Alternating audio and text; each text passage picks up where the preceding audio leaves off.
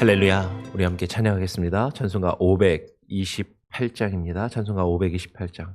제가 약간 목감기가 있는 것 같아서 목소리가 좀 잘 안 날 수 있는데 약간 양해해 주시기를 부탁을 드립니다. 528장입니다. 예수가 우리를 부르는 소리.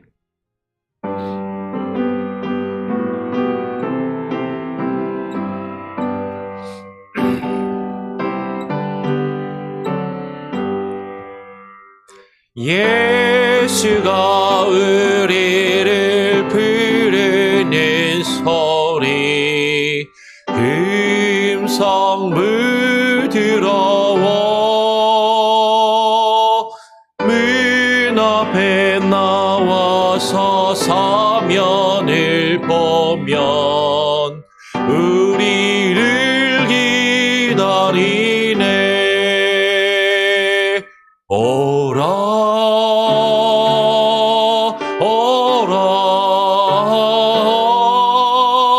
방황치 말고 오라.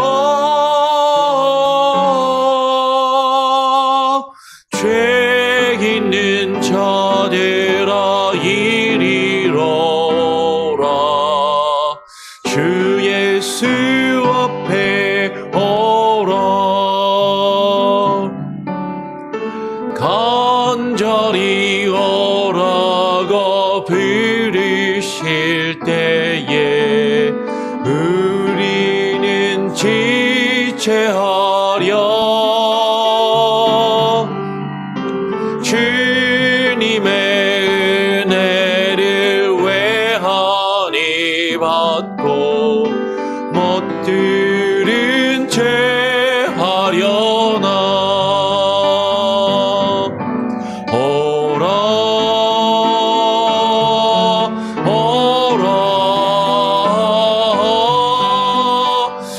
방황치 말고 오라. 죄 있는 자들아 이리로 오라.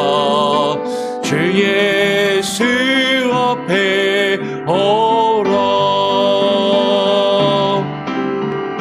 세월이 살같이 빠르게 지나 쾌락이 끝이 나고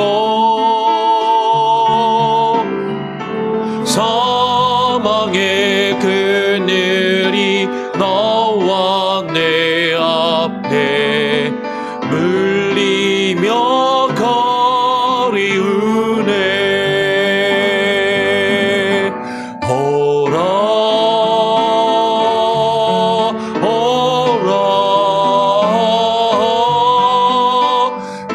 방황치 말고 오라. 죄 있는 자들아 이리로 오라. 주 예수 앞에 오라. 우리를 위하여 예비해 두신 영원한 집이 있어. 죄 많은 세상을 떠나게 될 때 영접해 주시겠네. 오라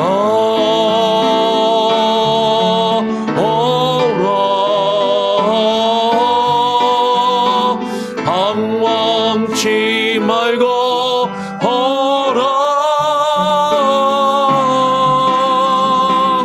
죄 있는 자들아 이리로 오라. 주 예수 앞에 오라.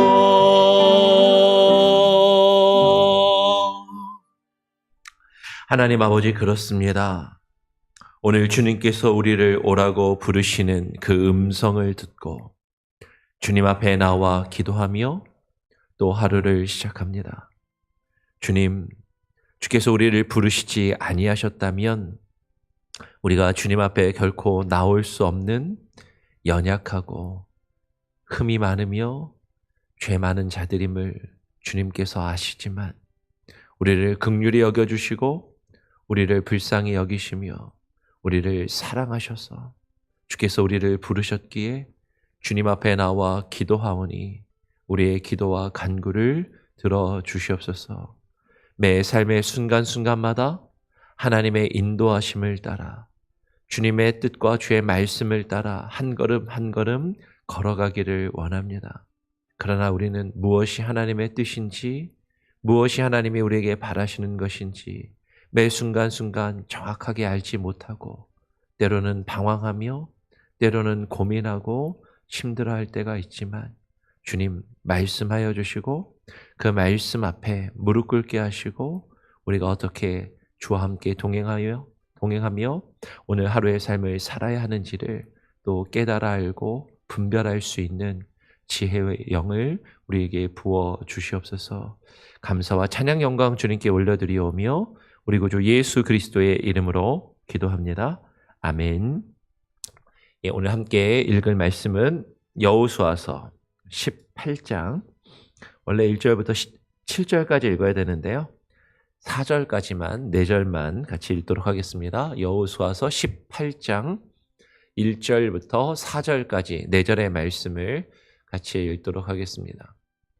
이스라엘 자손의 온 회중이 실로에 모여서 거기에 회막을 세웠으며 그 땅은 그들 앞에서 돌아와 정복되었더라. 그러나 이스라엘 자손 중에 그 기업의 분배를 받지 못한 자가 아직도 7지파라. 여호수아가 이스라엘 자손에게 이르되 너희가 너희 조상의 하나님 여호와께서 너희에게 주신 땅을 점령하러 가기를 어느 때까지 지체하겠느냐? 너희는 각 지파에 3사람씩 선정하라. 내가 그들을 보내리니 그들은 일어나서 그 땅에 두루 다니며 그들의 기업에 따라 그 땅을 그려가지고 내게로 돌아올 것이라. 아멘. 예, 우리가 계속해서 어제 또 오늘 이어서 이스라엘 백성들이, 지금 우리가 여호수아서를 살펴보면서 이스라엘 백성들이 가나안 땅에 들어가서 하나님이 약속하신 그 땅에 들어가서 그 땅을 정복하고 그 땅을 분배하며 나아가는 그 장면들을 우리가 지금 살펴보고 있습니다. 오늘 본문의 말씀으로 좀 들어가기 전에 이것을 한번 조금 고민해 볼 필요가 있을 것 같아요. 많은 목회자들이나 설교자들이 가나안 땅을 왜 그러세요?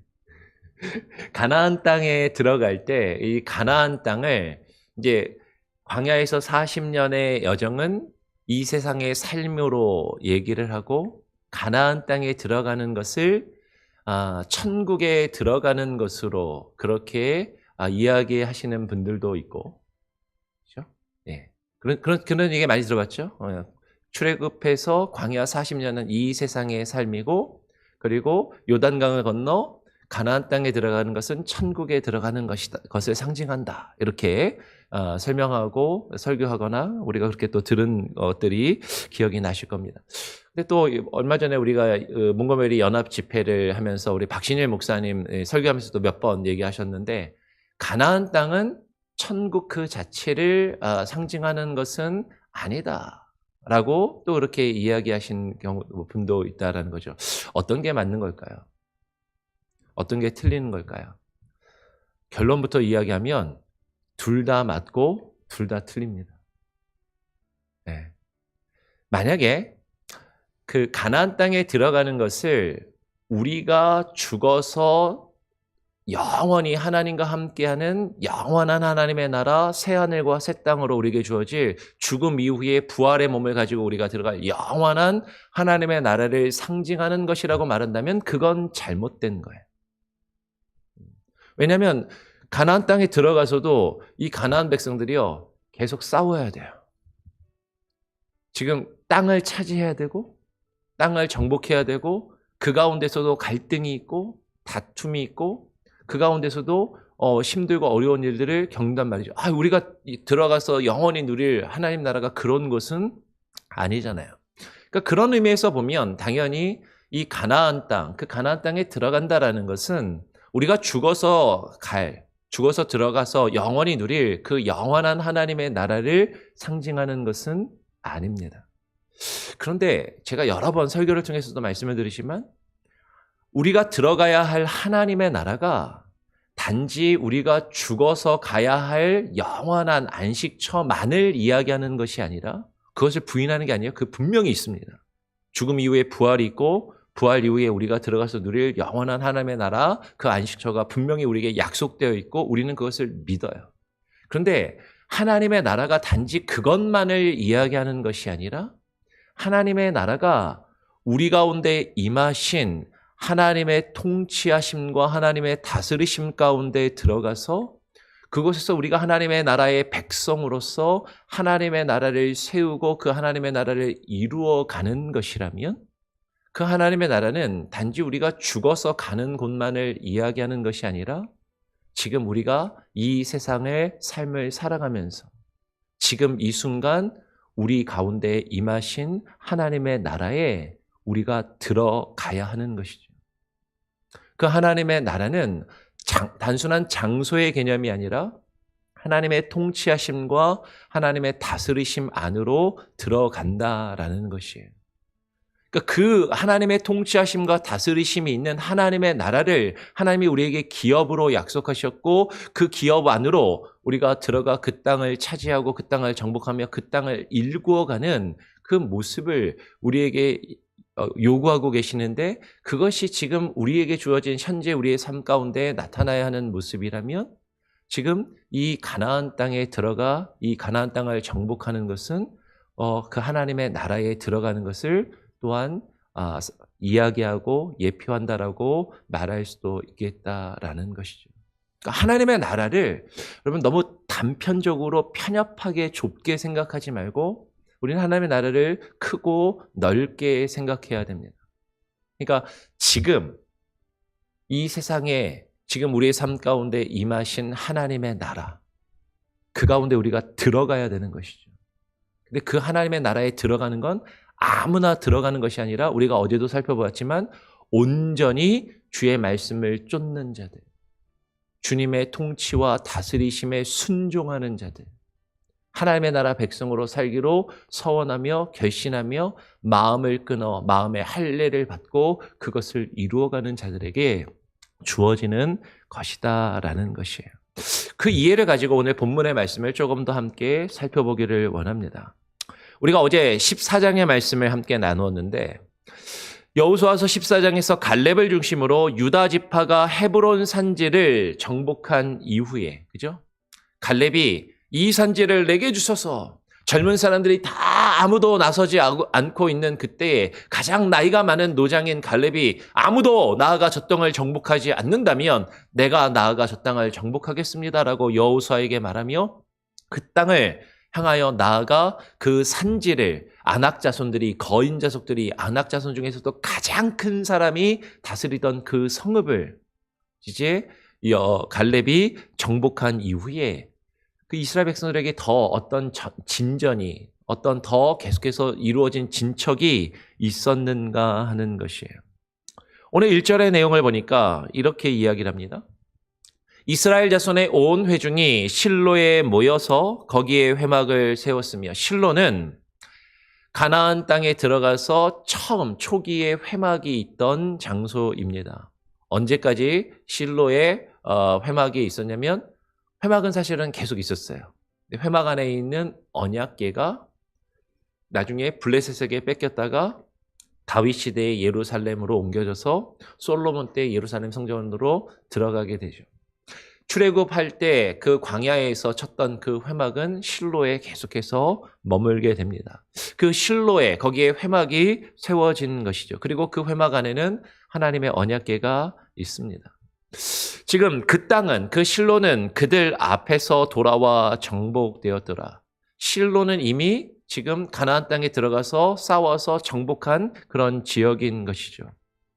실제로 16장을 보면 우리가 같이 살펴보지는 않았지만 실로는 가나안 정복 초기에 에브라임 지파에 의해서 정복된 중심 지역이에요.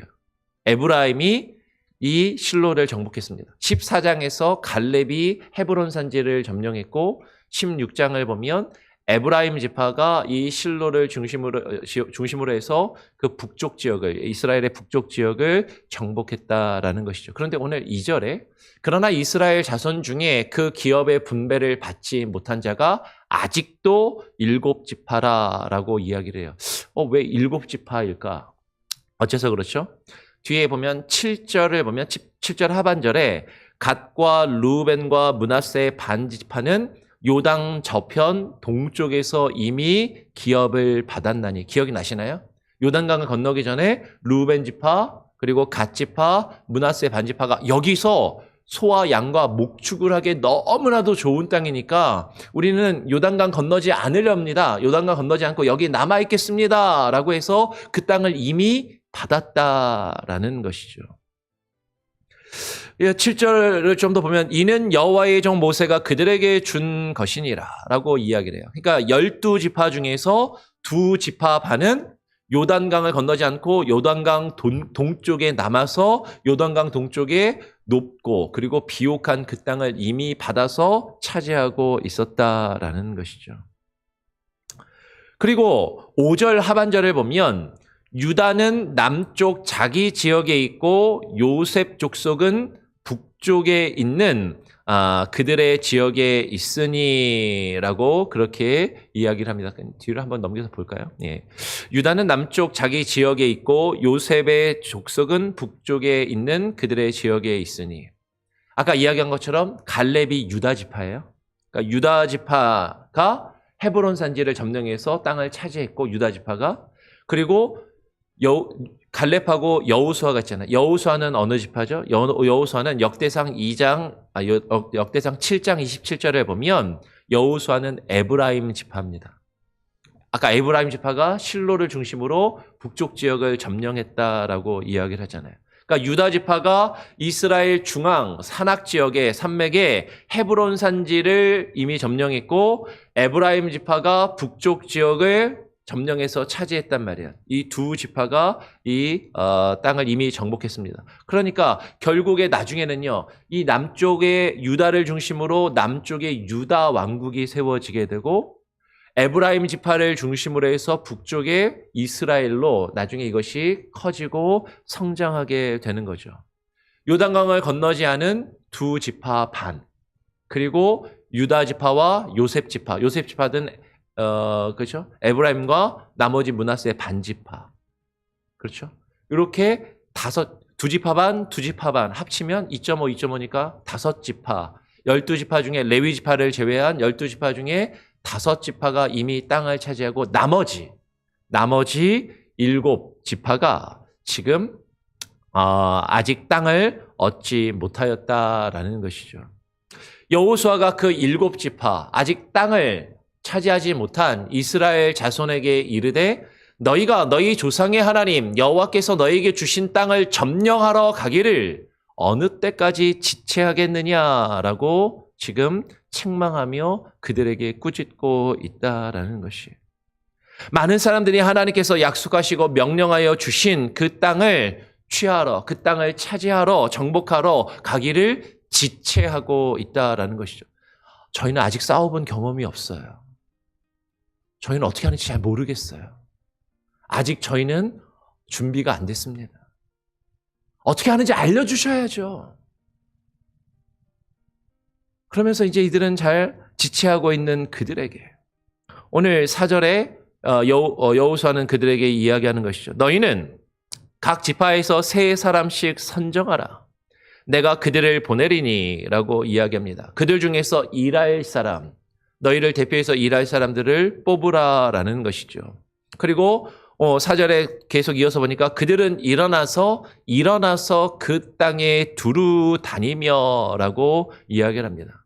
지금 지체하며 머뭇거리며 주저하여 앉아있는 그들에게 그냥 머뭇거리며 앉아있지 말고 일어나라. 일어나서 움직여라. 일어나서 여호와께서 허락하신 그 땅을 두루 살펴보라라고 이야기를 하는 것이죠. 일어나서 그 땅을 두루 다니며 그들의 기업에 따라 그 땅을 그려가지고 내게로 돌아올 것이라라고 이야기를 하는 것이에요. 다시 말하면 일어나서 그 땅을 두루 다니라는 것은요, 그 땅의 모습이 어떻게 생겼는지, 지금 어떤 상황인지, 무엇이 문제인지, 이 땅을 정복하려면 뭐가 필요한지 그런 것들을 잘 파악해서 오라라는 것이죠. 여러분, 목표는 분명합니다. 하나님이 약속하신 땅에 들어가서 그 땅을 차지하며 그 땅에서 하나님의 나라를 세우는 것이 목적이고 목표예요. 그 목적과 목표를 분명하게 하고 그것을 잊어버리지 않고 그것을 이루기 위해서 무엇이 필요한지, 무엇을 해야 하는지 정확하게 파악하고 알아야 할 그 필요가 있다라는 것이죠. 그런데 믿음의 공동체 안에서 소수의 사람만이 여호수아와 갈렙 그 두 사람이 출애굽할 그 당시에도 그랬던 것처럼 가나안 땅을 정복하는 그때에도 유다 지파와 에브라임 지파는 이미 그 땅을 차지했지만 그리고 아직 요단강을 건너지 않은 지파들도 있고 요단강을 건넜지만 그 7지파는 아직 그 땅을 정복하지 않고 지체하며 머뭇거리고 있더라라는 것이에요. 많은 사람들이 모이면 이렇게 이야기를 합니다. 어떤 집단이든 적극적으로 무언가 일을 하는 사람들이 반드시 일하는 사람들은 20% 내외라고 이야기를 해요. 20%가 되지 않는다. 그죠? 12명의 정탐꾼 중에 여호수아 갈렙 두 사람만이 성실하게 하나님의 말씀에 반응하였던 것처럼 12지파 중에 유다 지파와 에브라임 지파만 그 땅을 정복하고 적극적으로 그것을 이루었던 것처럼 20%가 되지 않는 거예요. 그리고 20% 정도의 사람들은 적극적으로 어떤 일을 하면 반대하는 세력들이 있더라라는 거죠. 우리는 요단강 못 건넙니다. 두 지파 반은 계속해서 버팅기고 반대하고 함께하지 않는 그런 사람들이 있는 거죠. 나머지 7지파는 이것도 저것도 아니고 그냥 소극적으로 머물러 있는 사람들이 다수다라는 것이에요. 오늘 여호수아는 그 다수의 소극적이며 지체하고 있는 사람들에게 독려하며 그들을 한편으로는 책망하며 그들에게 명령하고 있는 것이죠. 남쪽의 유다와 북쪽의 요셉 족속을 제외한 7지파, 그들의 그 땅을 7부분으로 나누라라고 이야기를 합니다. 여호와께서 주신 땅을 취하러 가기를 지체하고 있는 그 7지파에게 그 땅을 7부분으로 너희가 가서 살펴보고 너희가 그려와서 너희가 7부분으로 나누어라.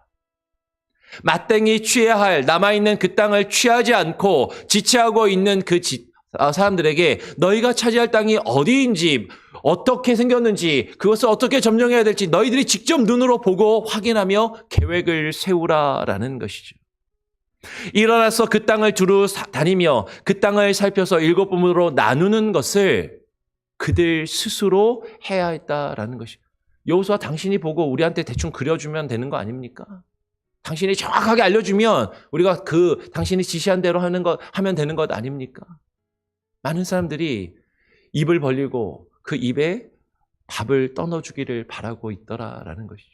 근데 여호수아는 이야기하는 것이 너희가 일어나서 너희가 두루 살펴보고 너희가 계획을 그리고 너희가 땅을 어떻게 분배하는지를 그 계획을 준비하라라고 이야기를 하는 것이에요. 하나님께서 우리에게 주시는 땅, 하나님께서 우리에게 허락하신 하나님의 나라를 우리 가운데 세워나가기 위해서는 하나님이 우리에게 약속하신 그 땅을, 그 기업을 살피고 그것을 취하기 위해서, 그것을 이루기 위해서 우리에게 적극적인 자세와 우리가 행해야 하는 그 일들이 필요하다라는 것이죠. 오늘 6절에서 분명히 그것을 이야기합니다. 그들 스스로가 그 땅을 7부분으로 그려서 이곳 내게로 가져오라라고 명령하고 있는 것이죠. 그 땅을 너희가 그려봐라. 그 땅을 너희가 둘러보고 그 땅을 너희가 그려보아라. 그리고 내게 가져와라. 그러면 내가 여기서 너희를 위하여 하나님 여호와 앞에서 제비를 뽑으리라 라고 이야기를 하는 것이에요. 여러분, 구약 성경을 보면 어떤 중요한 결정을 내릴 때 제비를 뽑아서 하나님의 뜻이 무엇인지 신탁을 물어 결정하는 경우가 자주 나옵니다. 오늘날 현대적인 오늘날 관점에서 보면 이것은 좀 미신적인 것으로 보일 수도 있고 주술적으로 보일 수도 있고 비합리적으로 보일 수도 있어요. 투표하면 되지, 다수결로 정하면 되지. 그렇죠? 그러면 어떤 분들은 이것이 성경적이다. 제비 뽑는 게 성경적이니까 교회에서 무슨 일을 결정하든지 무조건 제비를 뽑아서 결정하자. 근데 제비 뽑으면요, 우리가 생각하지 않은 결과가 벌어질 때 참 곤란할 경우들이 종종 생깁니다. 그렇죠? 그냥 뽑히는 대로 결정이 되는 거니까. 여러분, 여기서 제비를 뽑는다라는 것이 그럼 가지는 의미가 무엇인가를 우리는 먼저 그 본질적인 의미를 생각해야 되는 것이죠. 여러분, 지금 제비를 뽑기 전에 그들은요, 자신들이 무엇을 해야 하는지를 정확하게 파악하고 그것을 어떻게 나눠야 되는지 7부분으로 나누었어요. 근데 그 일을 파악하고 그 일을 나누다 보면 어떤 땅은 더 좋은 땅도 있을 것이고 어떤 땅은 좀 덜 좋은 땅도 있을 것이고 어떤 땅은 점령하기 힘든 땅도 있을 것이고 어떤 땅은 점령하기 그래도 편안하고 쉬운 그런 땅도 있을 것 아닙니까? 그러면 누가 저 좋은 땅을, 누가 더 편안하고 쉬운 저 땅을 차지하고 누가 힘들고 어려운 땅을 제비 뽑아서 찾아가서 들어갈 것인가? 누가 그것을 나눌 것인가?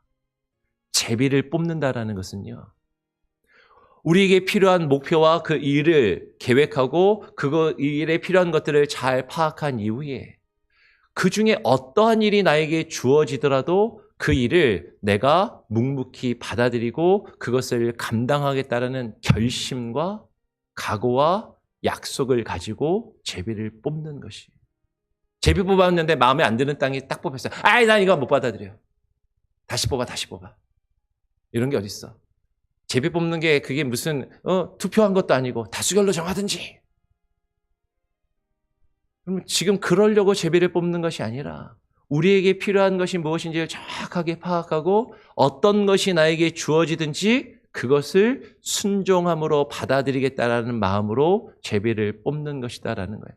여러분, 제비 뽑는 것 자체가 중요한 것이 아니라 어떠한 마음으로, 어떠한 태도로 이 일을 행하고 있느냐. 함께 공동체가 상의하고 함께 공동체가 계획하고 함께 공동체가 그 일을 이루기 위해서 어떤 일들이 나에게 주어질 때 그것이 내 마음에 들든지 들지 않든지 그것이 내게 쉽고 좋은 것이든 그렇지 않은 것이든 그것을 받아들이는 그 마음으로 제비를 뽑고 그것을 받아들이고 있다라는 것이죠. 그렇게 하라라는 것이죠. 오늘 마지막 7절에 이렇게 이야기합니다. 레위 사람은 너희 중에 분깃이 없나니 여호와의 제사장 직분이 그들의 기업이 됨이며 갓과 루벤과 므낫세 반집하는 요단 저편 동쪽에 이미 기업을 받았으니 이는 여호와의 종 모세가 그들에게 준 것이니라 하더라. 레위 사람은 너희 중에 분깃이 없나니 여호와의 제사장 직분이 그들의 기업이 됨이며. 여러분, 지금 뭘 얘기하냐면 이스라엘 12지파에서 이 레위 지파는 할 일이 따로 있다라는 것이죠. 땅을 둘러보고 땅을 정탐하고 그 땅을 둘러본 이후에 그 땅을 그리고 어떻게 이 땅을 정복할 것인지 계획을 세우고 그 땅을 제비 뽑아서 그 땅에 나아가 싸우며 그 땅을 정복하는 일은 12지파에게 주어진 일인데 레위 지파가 그것을 할 일이 아니다라는 것이죠. 레위 사람이 차지해야 할, 분배할 레위 지파에게 분배된 땅은 없다라는 것이에요. 그는 레위 사람은 땅을 분깃으로 받은 것이 아니라 여호와의 제사장 직분을 그들의 기업으로 받았다라는 것이죠. 이스라엘 12지파의 백성들과 레위 지파가 하나님의 여호와의 제사장 직분으로 감당해야 될 역할이 다르다, 따로 있다라는 것을 이야기하는 것이에요. 여러분, 지금 무엇을 이야기합니까? 하나님의 백성으로서 각자의 책임과 역할이 다르다라는 것이죠. 나에게 주어진 역할을 내가 감당해야 할 것들이 분명히 있고 그것은 분명히 다르다라는 것이에요. 그냥 쉽게 이야기하면 이렇게 이야기할 수도 있겠죠. 교회에 오면 많은 분들이 다 목사가 알아서 해주기를 바랍니다. 목사가 해야 할 일은 따로 있어요. 하나님의 말씀을 전하고 예배를 인도하는 것입니다. 그리고 성도들을 돌아보는 것이죠. 교회를 돌아보고 교회에서 우리가 해야 될 여러 가지 사역들과 일들은 우리 성도 한 사람 한 사람들이 각자에게 주어진 그 역할과 직분과 사명에 따라서 또 감당해야 하는 그런 일들이 있다라는 것이죠. 그런데 아무것도 하지 않고 손 놓고 목사님이 알아서 하세요. 목사님이 다 하면 그냥 시키는 대로 우리는 하면 되잖아요. 저는 그럴 능력이 없어요. 지금 오늘 여호수아는 이스라엘 백성들에게 이야기하는 것이죠. 주저하고 머뭇거리고 있는 그 백성들에게 너희는 일어나서 너희가 점령할 땅을 두루 살피고 그 땅을 그려 너희가 어떻게 그 땅을 정복할지 계획하고 그 땅을 너희가 어떻게 분배할지 그 땅을 7부분으로 나누어라. 그리고 나면 내가 제비를 뽑아 너희에게 어떤 땅을 차지해야 하는지 알려주리라. 그러면 그것이 나에게 주어지면 그것이 내 마음에 들든지 들지 않든지 이스라엘 백성들은 그 일을 감당하는 것이었다라는 것이죠. 그것이 하나님의 나라가 세워지는, 가나안 땅에 하나님의 나라가 세워지는 방법이었고 원칙이었다라는 것이에요. 오늘 우리의 공동체 가운데 하나님의 나라를 우리가 세워가야 하는데 그것을 머뭇하고 있고 주저하고 있는, 지체하고 있는 우리 누군가가 있다면 여러분에게 이 말씀으로 권면합니다. 하나님께서 우리에게 주신 그 땅을, 우리에게 주신 그 기업을, 내가 해야 할 그 일을 두루 살피며 그것을 어떻게 이루어가야 할지 함께 의논하고 함께 계획하고 나에게 어떠한 일이 주어지든지 그것에 최선을 다할 수 있는 또 저와 여러분, 우리 교회 모든 성도들 한 사람 한 사람이 되기를 간절히 소원하고 축원합니다. 아멘. 우리 같이 함께 찬양하고 기도하겠습니다. 찬송가 359장입니다. 찬송가 359장, 천성을 향해 가는 성도들아, 함께 찬양하죠.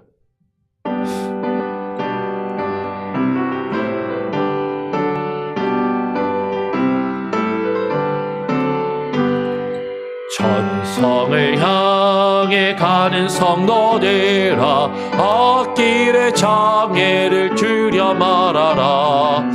성령이 너를 인도하시리니 왜 지체를 하고 있느냐. 앞으로 전성을 향해 나가세. 전성문만 바라고 전사 너희를 영접하러 문 앞에 기다려서 있네. 너 가는 길을 누가 비웃거든 확실한 증거를 보여주어라. 성령이 친히 강하여 주사 그들도 참 길을 찾으리. 앞으로 전성을 향해 나가세. 전성문만 바라고 나가세. 모든 천사 너희를 영접하러 문 앞에 기다려서 있네. 너 가는 길을 모두 가기 전에 내 손에 든 검을 꽂지 말아라. 저마의 그게 모두 깨뜨리고 거짓 잘 싸워 이겨라. 앞으로 전성을 향해 나가세. 전성문만 바라고 나가세. 모든 천사 너희를 영접하러 문 앞에 기다려서 있네. 그렇습니다. 주님, 우리가 천성을 향하여 나아갈 때 우리 앞에 수많은 장애와 문제와 걸림돌들이 우리를 가로막을 때 우리는 그 앞에서 멈추어 서고 그 앞에서 주저하며 그 앞에서 지체하고 있는 우리들의 모습을 발견하게 됩니다.